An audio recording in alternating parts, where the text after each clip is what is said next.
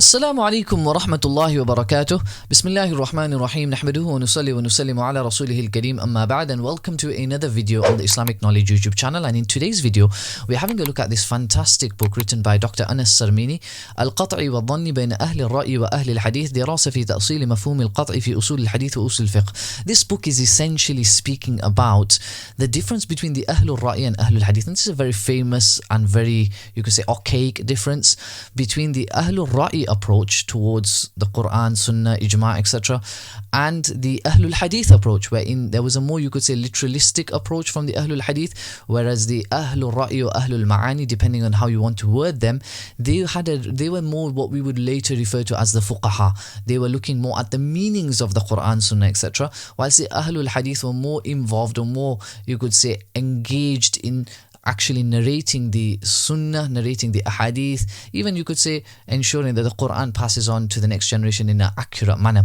So this was an early ikhtilaf that took place, and you could say it's found all the way from the time of the Sahaba, as we'll discuss just now. So what is this book of, what is this, like, how long is this book essentially? It's 202 pages of solid reading, Arabic reading, and I do want to warn you for students, I do think every student should try to read this book, especially if you're in the 4th or 5th year, but it is academic Arabic, as in you will struggle with certain words, but it'll take a bit of time, and it will be a very good practice. If you're kind of like a very avid reader of Arabic, you'll enjoy this book in the sense that it won't trouble you at all. But one thing that I will definitely say is that I've utilized this book extensively in my Hanafi book, which is an introduction to the Hanafi Madhab, volume 1, and I will actually be teaching this entire book that I've written, alhamdulillah, in a course that begins on February 15th, and I would highly recommend that you join that course. And in that course you will see that I essentially show you the benefits of this book along with many other books as well. And I have got some notes that I've written on this book, as you can see on the front cover of my book, and you can see here as well,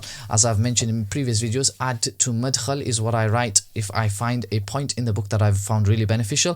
Madkhal is the Hanafi book essentially. In every one of my notes, wherever I've written add to Madkhal, that is a reference to this Hanafi book that I hope to dive into in February, inshallah ta'ala. Now, some really unique features. I will share these notes, by the way, on the Telegram channel, Islamic Knowledge Telegram channel. So hop onto Telegram, go on the search bar, type in @IK courses, join that Telegram channel. You just get a PDF of some of the notes. Again, they should be legible. It just shows you some of the interesting and unique points in the book, and I think you will enjoy just having a quick perusal through some of these notes, and you just get an overall idea of what this book's about. Now, some of the unique features of this book, some of the stuff which I think as a scholar, if you're wanting to read this book, you'll really enjoy it. It's really fantastic. On page 21, the author mentions about how the majority of the Ahlul Ra'i did actually live in Kufa. So this is a common idea that Ahlul Ra'i had less ahadith, or Ahlul Ra'i fully lived in Kufa. Then you will find some who will say, no, Ahlul Ra'i did not live in Kufa at all. There was enough Ahlul Ra'i in Medina as there were in Kufa. I don't think that's entirely accurate as well. So, but this author provides a bit of nuance. He says, لكن يرد على ذلك أقوال الشعب وكثيرين في الاعتراض على الرأي ومنهج أهل الرأي وهو من العراق، وأقوال فقهاء الرأي أنفسهم في الرد على أهل الرأي المذموم من بلادهم كإبراهيم النخعي الذي قال ما رأيت فيما أحدثوا مثقال حبة من خير، يعني أهل الأهواء والرأي والقياس، فالأمر إذن على التغليب. So the opinion that Anas Sarmini comes to, and I think this is the opinion that is supported by numerous quotations by scholars, is that majority of the Ahlul Ra'i, or there was definitely a stronger force of Ar-Ra'i in Kufa. So this is really nice. On page 22, the next page, literally, he does discuss this idea that what did the difference between Ahlul Ra'i and Ahlul Hadith happen because the Ahlul Ra'i did not have enough Ahadith. And I think this is just an idea that has been completely obliterated by numerous modern writers, to the extent where Mustafa Az-Zarqa rahimahullah actually says that this was an opinion I used to hold, then I kind of realized this is wrong. This is not the way to look at it. Kufa and Medina had as many, or Hijaz and Iraq if you want to say, had as many ahadith as each other. So he mentions here, he mentions this on this page. I'm just trying to find. He mentions وكذلك احتاج المحدثون, I believe it's here, وعن وجد في كل من مدرسة الحجاز والعراق من يستحق أن يوصف بأنه من أهل الرأي أو الحديث، وتغض طرف من عن الحجاج الفقهي والأصول بين أئمة تلك المدن، كما أنها تربط الأفكار والاتجاهات بأشخاص وفقهاء مختارين من تلك المدن، بما لا يعطي صورة مفسرة ودقيقة كافية عن حالها وحال سائر علمائها. In any case, it's a fantastic point he's made here. On page 27, he starts to mention something which is something that I've kind of also discussed and I've supported with not just Anas Sarmini but other scholars who've also said this, and I've tried to show it using numerous ahadith as well. When you see the beginnings of the, if you want to call it Ahlul Ra'i, Ahlul Ma'ani, whatever you want to call it, but this deep intrinsic look at the sources of Sharia, you see it right from the time of the Sahaba, and then a bit more of a literalistic approach.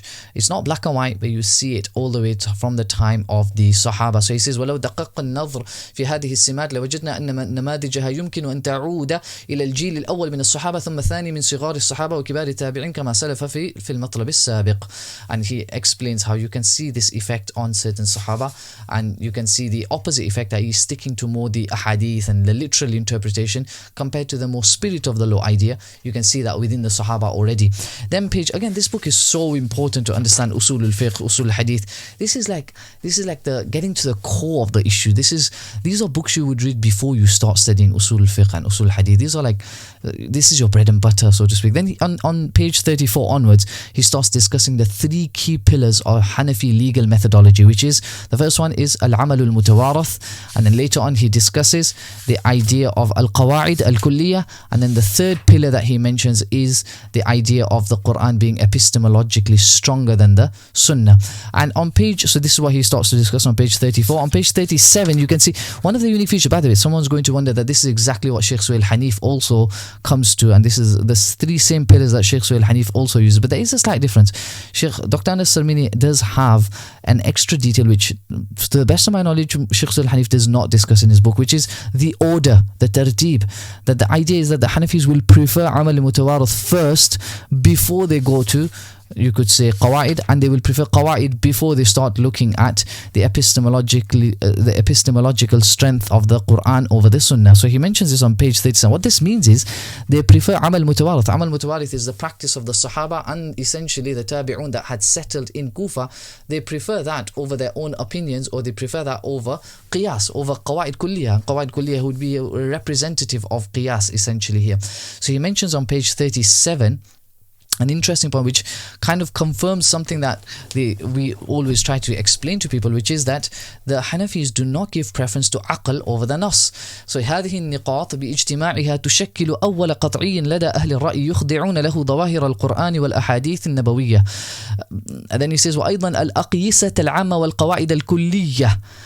He says كما أنها تفصح عن حقيقة تقديم أهل الرأي النص على العقل من جهة، وتفصح عن منهجهم في التحري الشديد في قبول النصوص، فتقديم النص على العقل آت من جهة أن السنن هي القطعي الأول في هرمية الأدلة القطعية عند أهل الرأي، ويمكن تسميتها بالسنن متواترة أو المتوارثة أو الإجماع العام أو الخاص، وما اتفقت الأمة على قبوله والعمل به وسيأتي بيانه. فهذه مقدمة على القياس وعلى القواعد الكلية وما يتصل بمفهوم الرأي عندهم، وعليه فالنص أعلى من الرأي. You can see فالنص أعلى من الرأي. Then on page 87, he has a brilliant discussion where he proves, I think, fairly conclusively that Shafi'i was from the Ahlul Hadith. This idea that Shafi'i rahimahullah ta'ala combined between the Ahlul Ra'i, combined between the approach of Imam Malik, or even if we even say Imam Malik is from the Ahlul Hadith, but in my Hanafi book I do argue that you could very strongly argue that he was more inclined towards the Ahlul Hadith approach. Not in terms of, I explained in detail. Again, you need to be on the course inshallah to see what I've discussed in there. I'm pretty hopeful you'll understand the point inshallah that's being made in the Hanafi book. But in any case, he argues that Shafi'i was Nasiru Madrasat al-Hadith, Nasiru Madrasat al-Hadith. Despite his slight differences that he had with the Ahlul Hadith, he was in essence kind of in agreement. And one of the best points in this book, by the way, on page 92, is that Shafi'i turned the focus away in legal methodology, in fiqh, i.e. in usul al-fiqh, you could say. He turned the focus away from epistemology of the sources, i.e. how true do we know this thing to be. He moved the focus away from in usul fiqh from that to the importance of dilala. So dalala is more important now. Stop looking at whether this thing is 100% true or not. Rather look at how well does it indicate towards the point you're trying to make. So he plays a role, you could say, in equalizing the impact of the khabar wahid with the Quran and the ijma' and the amal mutawarath. He plays an immense role in that. And what is that? Essentially, that's moving away from epistemology to the idea of inference. So inference, and that's why Imam Shafi'i really hones down on the idea in Ar-Risala, especially on the idea of al-lugha and bayan, and it's a really fascinating read if you've read Ar-Risala. And now the final point that I wanted to make was on page 174, when he really has a fantastic discussion on the idea that the Qawa'id Kulliya of probably one of the first endeavors made by the Ahlul Ra'i right from that early period of Maqasid al-Sharia, and the importance of Maqasid al-Sharia when it comes to studying Hanafi usul and the Maliki usul, and that this just cannot be ignored. As much as Maqasid al-Sharia has been abused, we can't let the abuse become a means for us to just not study it because it can lead to abuse. That is not the way to do this. Rather, we should show the right way of using Maqasid, which is the Hanafi way, and the Hanafi approach is fully based upon considering the idea of مقاصد. وقد سبق أن ذكر أن المقاصد متصلة بفكرة القواعد وتعتمد في استنتاجها منهج التعليل والاستقراء. And then the last part of the book is essentially a critique of Sheikh Sharif Hatim Al-Auni's position when it comes to منازل حل إشكال التعارض. That the idea of when you've got contradicting evidences in Sharia, how do the scholars of the past, you could say, navigate between these differences? So Sheikh Sharif Hatim Al-Auni feels that everyone essentially preferred jama', combining and reconciling between contradicting ahadith, contradicting sources of Sharia before they did tarjih, and then they did naskh, etc. afterwards. Dr Anas Sarmini feels that no, the Hanafis definitely gave preference to tarjih before jama'. They would give preference to one source over the other instead of reconciling between the two first. And then yes, he does agree that naskh should be delayed right at the end, and certain Hanafi scholars who have tried to put naskh right at the start are slightly mistaken, and that is not proven through the statements of Sarakhsi, etc. if you look carefully. In any case, it is a very fascinating read, and he links that with the idea of epistemology. If you consider epistemology, and if you believe that the Ahlul Ra'i really did look at epistemology, which I think is an undeniable fact, then tarjih is naturally going to be the conclusion you'd prefer over reconciliation. And then another brilliant point, by the way, he makes at the end of this book, at the end of this point, is that reconciliation isn't always better than jama', reconciliation isn't always better than tarjih, to give preference basically, because at least in giving preference you're literally acting upon one full evidence and not on the other one. Sometimes when you reconcile between two evidences, you're not fully acting upon either of the two evidences. So is reconciliation necessarily better than preference? Isn't preference you're fully acting upon one evidence fully? So in that way, he again, you don't need to agree with him, you can disagree 100%, but it's still a very, very fascinating read. And I have actually made a full PowerPoint of this second half, and I've added more quotes that he hasn't, to the best of my knowledge, found.